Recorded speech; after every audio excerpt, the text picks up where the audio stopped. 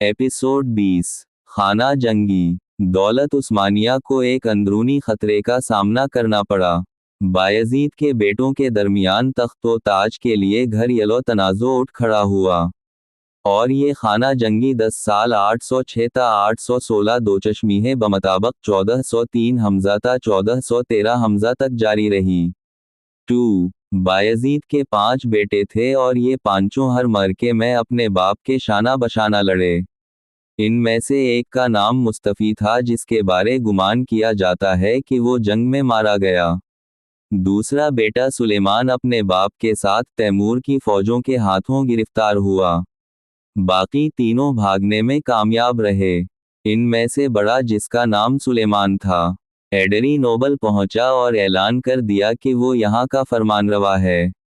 ईसा रोसा पहुंचा और लोगों के सामने अपने बाप के जानशीन होने का ऐलान किया, जबकि मुहम्मद जवान सब में छोटा था, एशियाए को चुपके शुमाल मशरिक में आमासी चला गया।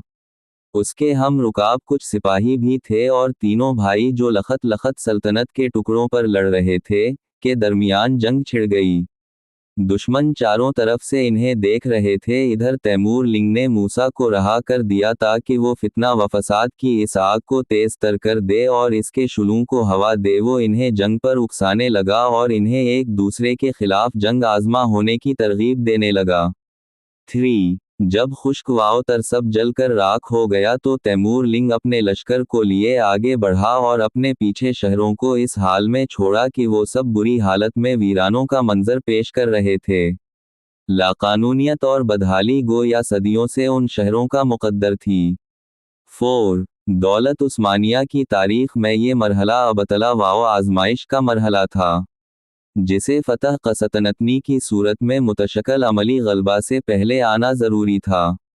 ये इलाही कानून है कि वो किसी कौम को उस वक्त तक गलबा और इक़्तिदार अता नहीं करता जब तक उसे अबतला वाओ आजमाइश के मुख्तलिफ मरहलों से ना गुजारे और सोने को भट्टी में डालकर उसे कुंदन ना बनाए। अल्लाह करीम अपनी अबदी सुन्नत के ज़रिए इंसानों को आजमाइश से गुजारता है ताकि खोटा और खरा, पाक दना पाक अलग हो जाए। असद उम्मत मुस्लिमा के बारे भी खुदावंद आलम का यही कानून है, जिससे मफर की कोई सूरत नहीं। वालला करीम की ये मशीत थी कि वो अहल ईमान को आजमाए, उनसे सख्त इम्तिहान ले ताकि उनके ईमान में कभी कोई खोट बाकी ना रहे और फिर इसके बाद वो इन्हें ज़मीन पर गलबा व तसलत अता करे। गलबा वाक़तदार से पहले मुसलमानों को अबतला वाओ आजमाइश से 2-4 करना था कि उनमें किसी तरह की खोट बाकी ना रहे, एक हतमी अमर है, ताकि इसके बाद उनकी बुनियाद या तमकीन व रसूख पर कायम हूँ। इरशाद बारी ताला है, आहस्ब अलनासऊ आन यूतुरकुआ आन यक़ूलुआ मीना वाउम ला युफततोइल वलक़द फिल्तना अलीज़िल मिनु कबूलियाम फ़िल्लौलिमिन अलियाउ अलीज़िल सदिकुआ अलौलिमिन अलुकुज़बिल अलानकबूत। क्या लोग ये ख्याल करते हैं कि इन्हें सिर्फ इतनी बात पर छोड़ दिया जाएगा कि वो कहीं हम ईमान ले आए और इन्हें आजमाया नहीं जाएगा? और बेशक हमने आजमाया था उन लोगों को जो उनसे पहले गुजरे। बस अल्लाह ताला ज़रूर देखेगा इन्हें जो दुए ईमान में बचे थे और ज़रूर देखेगा ईमान के झूठे दवेदारों को। आयत में लफ्ज़ फितना का मानी है शदीद तकालीफ के ज़रिए इम्तिहान, जैसे वतन से जुदाई, दुश्मनों से जंग, बखत शरई अहकाम की पाबंदी, ख्वाहिशात नफ्स को छोड़ना, फ़क्र वाओ फाका, कहता जान वाओ माल में तरह तरह की मुसीबतें और किफ़ार की तरफ से दी जाने वाली तकलीफ़ों और उनके मुकर वाओ फ़रेब का मुकाबला।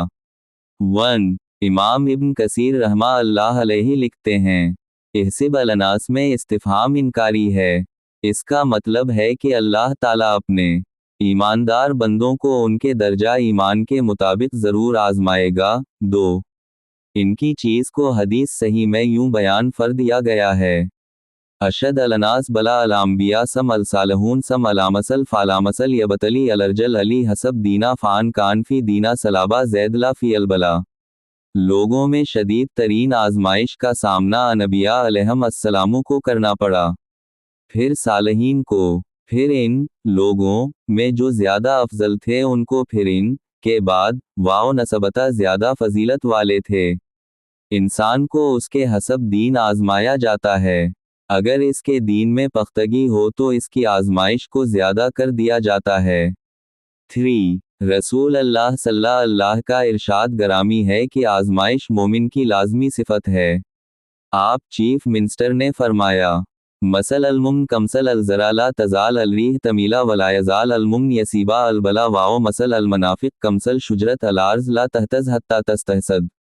مومن کی مثال اس کھیتی کی سی ہے جسے ہوا ہمیشہ جھکاتی رہتی ہے۔ مومن کو ہمیشہ آزمائش کا سامنا رہتا ہے، اور منافق کی مثال چاول کے پودے کی سی ہے جو ہوا اسے بالکل نہیں جھومتا حتیٰ کہ اسے کاٹ لیا جاتا ہے۔ 4 آزمائش کا یہ قانون تمام ملتوں پلکوں، انسانی گروہوں اور معاشروں میں جاری و ساری ہے۔ اسی وجہ سے دولت عثمانیہ کو بھی اس سنت ابتلا سے گزرنا پڑا۔ اندرونی اختلافات کے باوجود عثمانی انقرہ میں پہنچنے والی مصیبت کے سامنے ڈٹ گئے، یہاں تک کہ 1413 حمزہ کو محمد اول بلّہ شرکت غیر عثمانی سلطنت کے تاجور قرار پائے، اور وہ تمام علاقے جو اس عظیم سلطنت کے زیر نگی روچکے تھے ایک ایک کر کے دول المانہ کے زیر ہی ہوتے چلے گئے۔ انار کے حادث سے ولا ثانی کا ہی کیا اس سے رانی کی وجہ سے ہے، جس پر یہ عظیم دولت چل رہی تھی، کیونکہ اللہ کرم نے مانیوں کو عقیدہ، مذہب، اخلاق، عادات اور جہادنی سیل اللہ کے حوالے سے باقی تمام مسلمانوں پر خاص فوقیت عطا فرما رکھی تھی۔ اللہ کے فضل و کرم سے عثمانیوں نے اپنا دینی جذبہ اور اپنے اچھے اخلاق کی پوری طرح حفاظت کی۔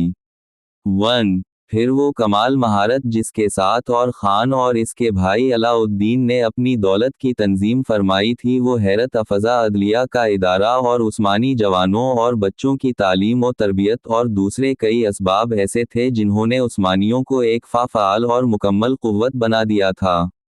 واقعہ انقرہ کے بعد بہت ہی تھوڑے عرصہ میں کھنڈرات اور ویرانوں کے درمیان سے یہ سلطنت دوبارہ ابھری، اپنی کھوئی ہوئی طاقت کو بحال کیا اور اس کی رگوں میں زندگی اور شریعت کی لہر دوڑ گئی، اور اس نے پورے عزم و استقلال کے ساتھ اس کمال سے زمام اقتدار اپنے ہاتھ میں لی کہ دشمن اور دوست سب دنگ رہ گئے۔